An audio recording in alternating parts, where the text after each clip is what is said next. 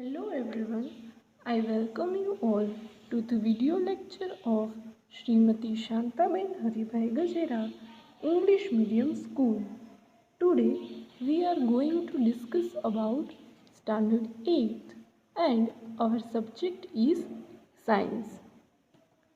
So we were discussing about some basic practices of farming and today's our topic is protection from weeds. Buju and Pahli went to a nearby wheat field and saw that there were some other plants in the field.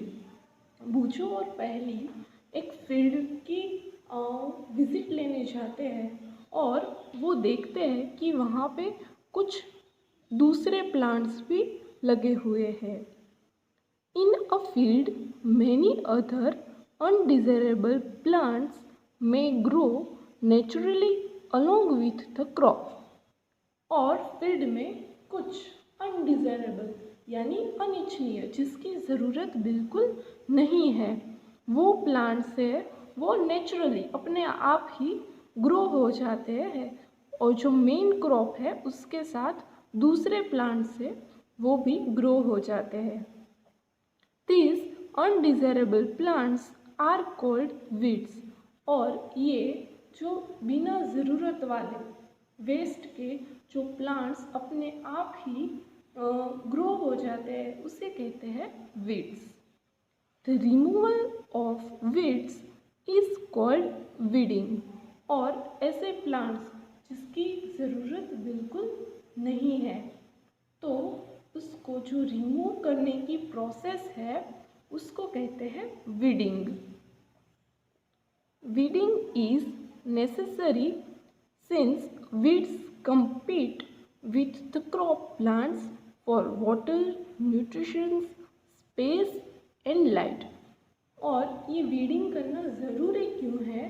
क्योंकि ये जो weeds है वो जो main plant है हमारा जो main crop है उसको अगर हम पानी देते हैं उसको हम फर्टिलाइज़र देते हैं उसकी जो लाइट्स उसको सही मात्रा में जो मिलनी चाहिए वो मिल नहीं पाती क्योंकि ये जो वीड्स है वो सब में उसको कम्पीट करता है. यानी अगर हम पानी दे रहे हैं तो थोड़ा सा पानी ये भी एब्जॉर्ब कर लेगा. अगर कोई फर्टिलाइज़र दे रहे हैं तो फर्टिलाइज़र में भी ये पार्टिसिपेट करेगा. तो जो हमारा मेन क्रॉप है जो हमने अपने बेनिफिट के लिए फाइनेंशियल बेनिफिट के लिए हमने उसको ग्रो किया है तो वो अच्छे से उसका ग्रोथ है वो अच्छे से नहीं हो पाएगा. इसलिए वीड्स को रिमूव करना बहुत ज़रूरी है. Thus they affect the growth of the crop. इस तरह से ये जो वीड्स है वो जो मेन क्रॉप है उसके ग्रोथ को अफेक्ट करता है. Some weeds interfere even in harvesting and may be poisonous for animals and human beings. कुछ वीड्स है वो हार्वेस्टिंग में भी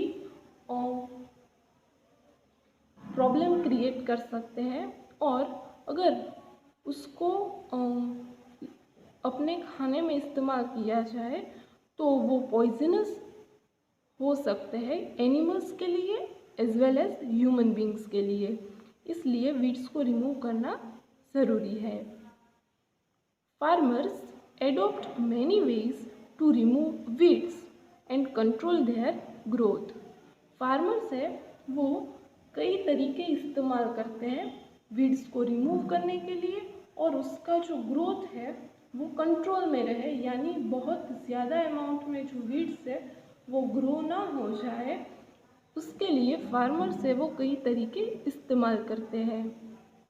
tilling before sowing of crops helps in uprooting and killing of weeds. जो first step हमने देखा था basic practices में टिलिंग.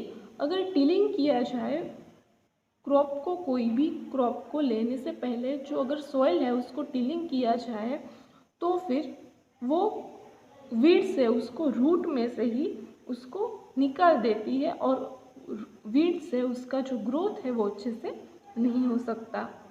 विच में then dry up and get mixed with the soil। और ये जो weeds है वो soil के साथ मिल जाता है और फिर ये दूसरी जो complications है वो create नहीं कर सकता। The best time for the removal of weeds is before they produce flowers and seeds। Weeds को रिमूव करने के लिए बेस्ट टाइम है कि जब वो फ्लावर्स और सीड उसके ऊपर ग्रो होने लगे, उससे पहले वीड्स को रिमूव कर देना ज़रूरी है। The manual removal includes physical removal of weeds by uprooting और cutting them close to the ground from time to time. सबसे आसान तरीका जो फार्मर्स इस्तेमाल करते हैं वो है कि ये जो वीड्स है उसको रूट में से ही या बहुत नीचे से ही उसको कट कर दिया जाए। This is done with the help of खुरपी, और ये खुरपी की हेल्प से हम लोग कर सकते हैं। A seed drill is also used to uproot weeds, और सीड ड्रिल का भी इस्तेमाल हम इसके लिए कर सकते हैं। Weeds are also controlled by using certain chemicals called weedicides, और वीड्स को हम कंट्रोल कर सकते हैं, उसके लिए केमिकल का भी इस्तेमाल हम लोग कर सकते हैं। तो उसके लिए जो केमिकल यूज़ होता है वो है वीडीसाइड्स। वीडीसाइड्स का यूज़ करके भी हम वीड्स को कंट्रोल कर सकते हैं। और फेमस वीडीसाइड्स है लाइक 2,4-D, ये जो है वो फेमस वीडीसाइड्स है। इसका इस्तेमाल वीड्स को कंट्रोल करने के लिए होता है। यहाँ पे हम पिक्चर में देख सकते हैं कि जिस तरह से ये वीडीसाइड्स है उसको स्प्रे कर रहे हैं फार्मर, तो उसकी हेल्प से भी हम ये कर सकते हैं और ये बहुत आसान तरीका है। They do not damage the crops, और इसकी हेल्प से अगर हम वीड्स को कंट्रोल करना चाहें तो ये क्रॉप्स को भी डैमेज नहीं करता। तो weedicides are diluted with water to the extent required and spread in the field with a sprayer. Weedicides को हम पानी के साथ मिलाकर उसको स्प्रेयर की हेल्प से और जो वीड्स है उसके ऊपर स्प्रे कर सकते हैं। यहाँ पे पिक्चर में आपको दिखाया है।